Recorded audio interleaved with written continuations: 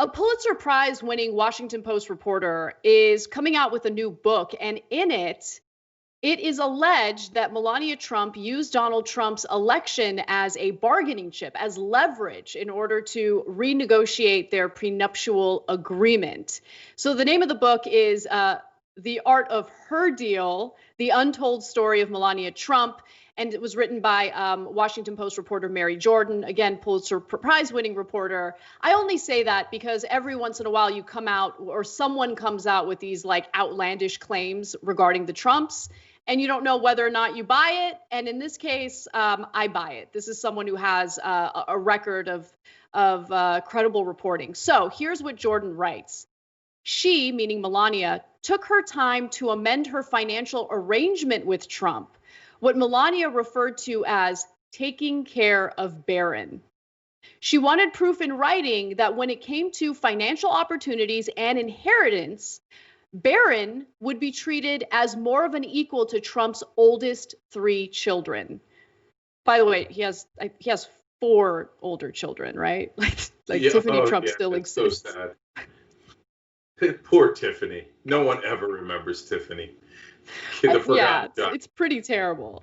But because of Tiffany, I totally understand why Melania would want this in writing. Nah, it's not because of Tiffany, and it's not because of Barron.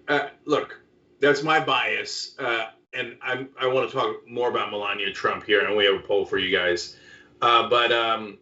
When they say I'm doing it for the children, yeah, maybe, kind of. Especially when you find out what Melania Trump's all about. She's doing it 98% for herself. This is my opinion, and 2% for Barron. But it's so convenient. You don't want to say like, oh, money, Donald Trump, I want more of your money, right? You want to say, oh, I'm looking out for my child. Yeah. Piss off. Okay, now, but don't get me wrong. At the same time, I love that she's holding Donald Trump up for more money. And she's like, you art of the deal? You want art of the deal, bitch? Okay, here we go. Okay, you're president. You need to not be divorced from me. I just found out during the campaign that you were sleeping with all those porn stars, raw dog, by the way. And that was right as I was having Barron. Okay, and now you think I'm just going to stick with the crappy prenup we had before? Hell no. No. Here's what I want. More money. And if anyone could appreciate that, it's Donald Trump. I mean, look, there's a story that's not public that I know from sources about how Donald Trump was going to give this massive speech in the Middle East, and they were going to pay him a lot of money. And at the very end, right before they'd done the publicity, they spent all this money, they brought other people, etc. And right before the speech, he goes, nope, doubling my price. Otherwise, you're going to have to cancel the whole event. That's the kind of negotiator and ass, etc., that Donald Trump is, okay? So Melania pulled a Trump. Congratulations, Melania. You're now part of the Trump family. She's like, oh, you're president now? Give me more money. Otherwise, I'm going to blow this whole thing up. Yeah, look, I think that she did the right thing. I mean, think about it. She didn't marry him for love. We all know what she married. He's grotesque. Look, I get it. Like, we're not supposed to comment on people's appearance. We're supposed to be good people who somehow magically don't have the same thoughts as everyone else. I'm not buying it. He's disgusting. Like, he's physically disgusting, right? Like, there's no way that any woman would ever sleep with him because they're like, no, I'm totally into that no-necked, orange, disgusting man. No, he's gross. And so she's put herself through this disgusting marriage in order to collect. And so if that's your driving force, if that's your motivation, if that's what, really does drive you, then yeah, you need to use any and all opportunities to keep renegotiating so you can collect.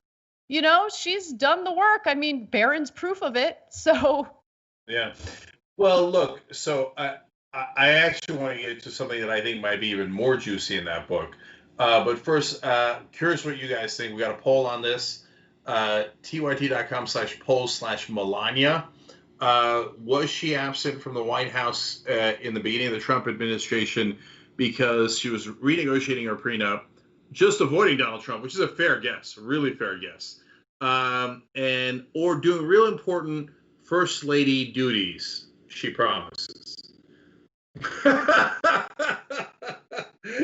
Come on, even if you're a MAGA dude, you're really going to vote for that? Does anybody believe that? It's hilarious. Okay. Anyway, tyt.com/polls, and the links in the description box. Okay. So here comes what I think is the juicier part.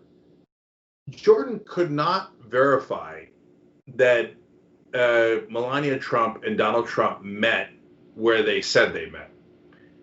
There were several sources that say, no, they were already dating before they ever showed up publicly.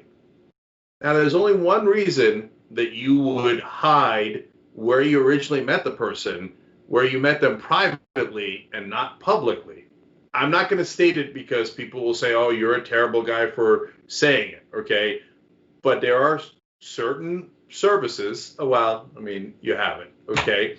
And so, she's lying and he's lying about where they met.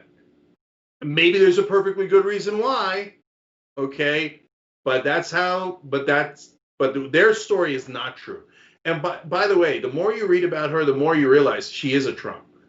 Everything is a lie. She didn't graduate from the college she says she graduated from. She says she speaks 5 languages. People who work with her that speak German, Italian, and French were like, no, she doesn't. She knows maybe 2 words in those languages. I know 2 words. I know 10 words, 20 words, 100 words in those. She's not fluent in those at all. She's a total liar. Everything's a lie.